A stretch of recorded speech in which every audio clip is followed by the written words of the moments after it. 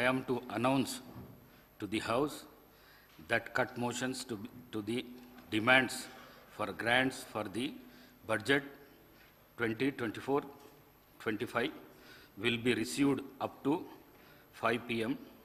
Today, the 27th July 2024, 2024-2025 సంవత్సరానికి వార్షిక ఆదాయ వ్యయ పట్టిక బడ్జెట్పై సాధారణ చర్చను ప్రారంభించవలసిందిగా శ్రీ హరీష్ రావు గారిని కోరుతున్నాను.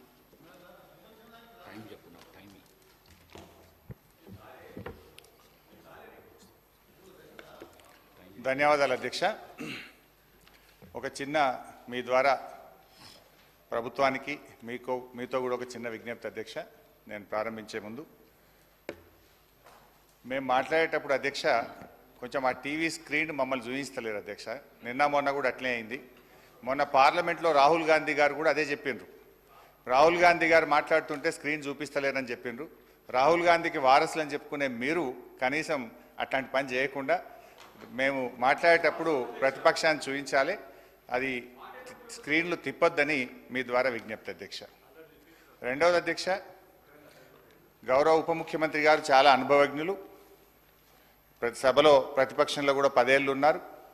మేము మాట్లాడేటప్పుడు ఇంటరప్షన్ చేయకుండా లాస్ట్ టైం బడ్జెట్లు 2023-24 ఇక్కడ నుంచి బట్టి గారు మాట్లాడితే దాదాపు గంట సేపు మాట్లాడారు.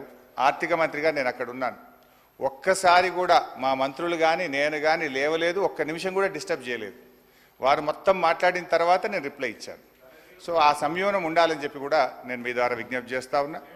ఎందుకంటే హరీష్ రావు గారు, మీరు మొట్టమొదట మీ ప్రసంగంలో కూడా చెప్పినారు మమ్మల్ని వీడియోలో చూపిస్తలేరని చెప్పేసి. అది పొరపాటు. అది చూపిస్తలే, ప్రజలు చెప్తున్నాం, అందరినీ అన్ని పర్ఫెక్ట్గా చూపిస్తున్నాం. Thank you sir. నేను సీనియర్ శాసనసభ్యులు హరీష్ రావు గారి ప్రతి మాటను కూడా గౌరవిస్తాం అధ్యక్ష. ఎందుకంటే వారు కూడా లెజిస్లేటివ్ మంత్రిగా కూడా పనిచేశారు, ఫైనాన్స్ మినిస్టర్గా పనిచేశారు. మేము ఈరోజు మరి ఆ రాహుల్ గాంధీ గారి ప్రస్తావన తీసుకొచ్చారు. రాహుల్ గాంధీ గారిని ఎన్నిసార్లు చూపెడుతున్నారో దానికంటే 10 రెట్లు ఎక్కువ సార్లు ఈరోజు న్యాయపరంగా వారు కరెక్ట్గా మాట్లాడితే, సందర్భాన్ని పురస్కరించుకొని మాట్లాడితే ఇంకో 10 సార్లు కూడా చూపెట్టడానికి మీ అనుమతి ద్వారా ఏదంటే మీ కార్యాలయం నుంచి చూపెడతారని మాకు గొప్ప నమ్మకము. రెండవది, వాస్తవాలు మాట్లాడారు సార్. అప్పుడు బట్టి గారు కూడా వాస్తవాలు మాట్లాడారు కనుకనే ఏ డిస్టర్బెన్స్ లేకుండే మీ దగ్గర నుంచి కూడా. దయచేసి హరీష్ రావు గారు కూడా వారికి ఉన్న అనుభవాన్ని ఉపయోగించుకొని వాస్తవాలు మాట్లాడితే తప్పకుండా సభ సజావుగా జరుగుతుందని మా అభిప్రాయం అధ్యక్ష. Please please running comment please. Jagadishwar Reddy గారు ప్లీజ్ రన్నింగ్ కామెంటరీ చేయకండి దయచేసి. ప్లీజ్ ప్లీజ్, అక్కడి నుంచి ఏం లేదు. చేయకండి. Thank you speaker sir.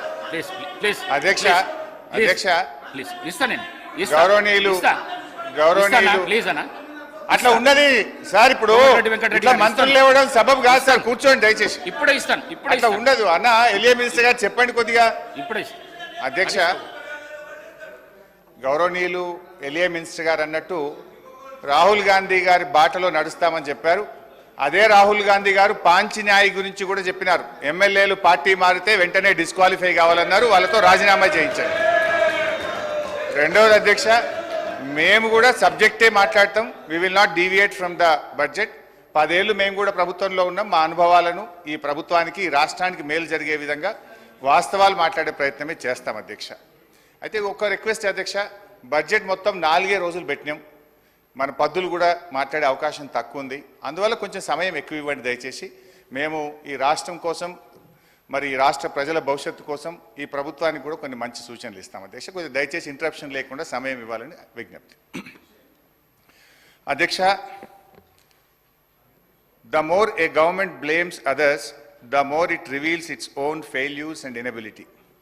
ఏ ప్రభుత్వమైనా ఇతరులను ఎక్కువగా నిందిస్తుందో ఆ ప్రభుత్వం తన అసమర్థతను, వైఫల్యాలను బయట పెట్టుకుంటుంది. కాంగ్రెస్ ప్రభుత్వం ప్రవేశపెట్టిన బడ్జెట్ గురించి వ్యాఖ్యానించడానికి ఈ మాటలు సరిగ్గా సరిపోతాయి.